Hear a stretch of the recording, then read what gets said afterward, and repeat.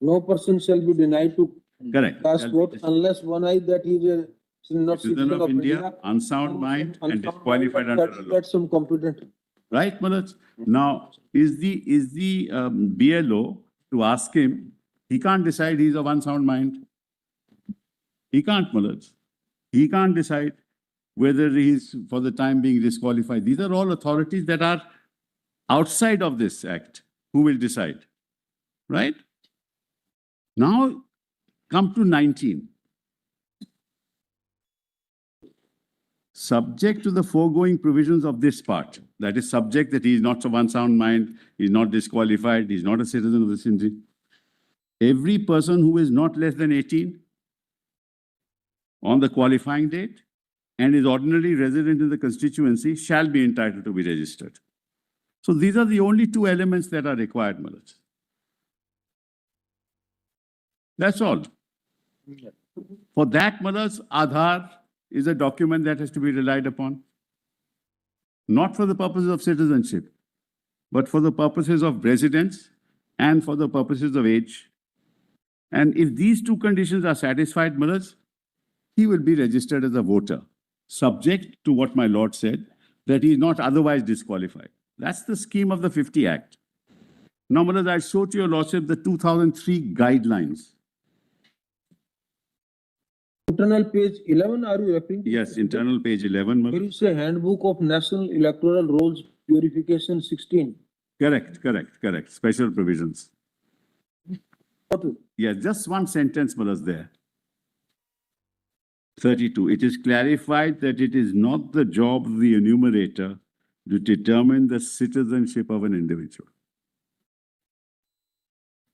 However, they have the power and responsibility to exclude any person on the basis of the qualification for registration regarding age or ordinary residence.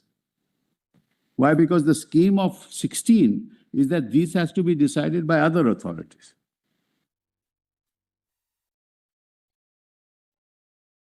Okay, that's one. Now, let's go into, I'll try and finish in 10-15 minutes. Let's go into, let's look at the 2003 electoral roll. Anybody born after 1985 will not be on that electoral because he won't be 18 months. So 1985 onwards, whoever is born will not be on that electoral roll.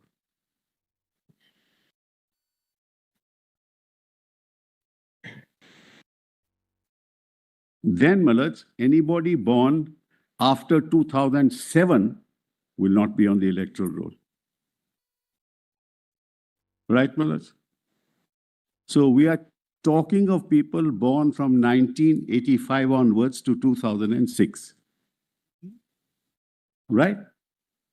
Now, Malaj, I'll assume for a moment, let's forget about objection in Form 7. Let's forget that. My Lord asked me a very important question, so I'll try and answer that.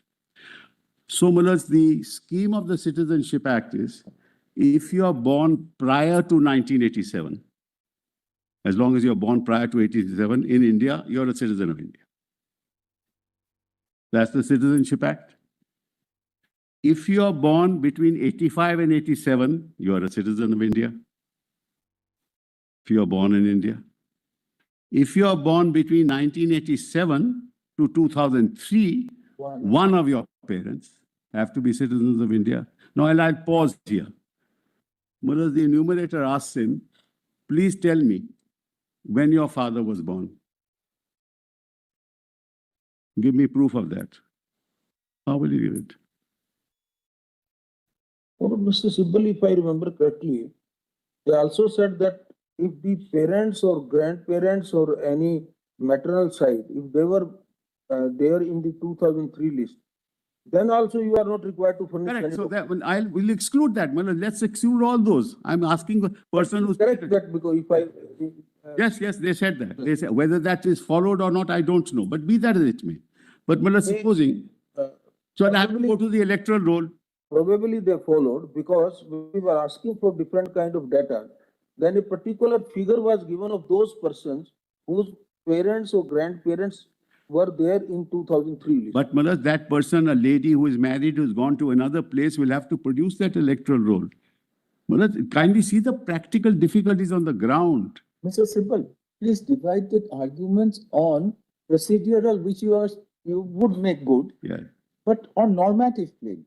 Let us see the rules on the normative plane, whether it conforms, as you rightly say, to the rights of the election commissioner under the Aapke Act and the other allied laws like the Constitution and the citizenship. Correct, Your Lordship. But Maharaj, the fundamental point is, Maharaj, there's a lack of jurisdiction. The fundamental point is, how is he to determine? He's a teacher in a school. How is he going to determine that? He can't, Maharaj, He would because the just see- status is granted by the central government. As per the rules, he would just see whether person's name appears in the 2003 rolls Yes. and persons who were born after 85, as you rightly say, Yes. whether one of his parents are appearing in the 2003 rolls. Right. That is how he satisfies himself on this prima facie level. Correct, correct. Not as to whether that entry So was correct. that's his duty, Maharaj. That I agree. So the Inconvenience may not be a good ground for the reason, because 2003 list is also online available. if he verifies it, fine. Maharaj. While sitting anywhere, you could apply online. Therefore, one has to download one I document agree. attach and send it. I agree, Maharaj. I don't dispute that. It can happen. So, Maharaj, let me take the case that he looks at the role that he accepts. We are not shutting you out, Mr. Sibal, on the procedural unfairnesses. Yes. What we are first seeing is whether under the normative scheme of the Representative People's Act and the allied laws, the notice that they have given is ultra vires or not. Yes, absolutely, Maharaj. Now, let's take the case of a person whose father's name is not on the electoral roll. Maharaj, what's the question he will ask? Produce proof of your father, your mother. Then he has to produce those illustrative documents. But he can't, he will It's not. Form 6. It will not Because have that, Maharaj. He will not, many millions of, lakhs of people will not have that. How will they have that, Maharaj? How? Because they'll have to show date of birth of the father or the mother. No, your date of birth. The enumeration form prescribes certain categories of person who are either not on the 2003 rolls Yes, or whose at least one of their parents is not in such role, correct. to put in certain documents which we, by our order, included But Aadhaar. those documents will not be with him, Maharaj, or her. Because those documents are passport, those documents are all those documents, Maharaj, which a person may not have. That's the point I'm making, Maharaj. Those are documents, Maharaj, by which it will be presumed that you are a citizen. But those documents will not be available with many people in this country. That's all that I'm trying to say, nothing more than that. Nothing more than that. And if he is born between 2003 and 2007, then two things have to be proved. That one of them is a citizen of India and the other is not an illegal migrant. How will he prove that? And how will he have that, Maharaj? So these are very difficult procedural issues which are per se unreasonable. All right. Now let's assume, Maharaj, that this is all reasonable. I'll presume on that also. That's all reasonable. Now, Maharaj, what will the BLO do? He will say he's not a citizen. He can't do that. He can't do that. If he excludes him from the roll without deciding on the citizenship, Maharaj, his opinion may be completely wrong, but he'll be excluded, and he'll be excluded from all benefits. All benefits under the law, under every scheme of this country. Maharaj, is that what is contemplated by the by the law, Maharaj? That's the question that, Maharaj, I am posing for your lordships to consider. Now, Maharaj, let's look at their manual. Now, kindly see volume 4A. Chapter 7 starts at page 184. Maharaj, this chapter starts with determination of citizenship, which is chapter 7. Last 4 lines of 188. It all deals with citizenship. The sentence is starting, it is clear. 7.7.8, last 5 lines.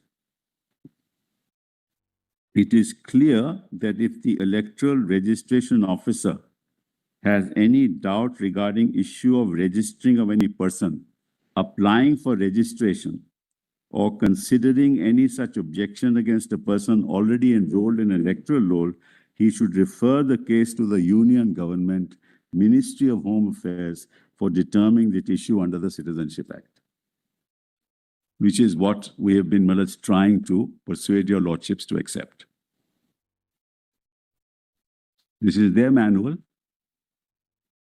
And it would be, as a matter of law, an entirely dangerous proposition to have a teacher in a school who is appointed to the BLO to determine this right. Substantively and procedurally, it will be unreasonable. That's why 15 has a scheme. It is in the context of 15 that I'm making this argument. Citizenship decided by Home Ministry. Unsound mind decided by court.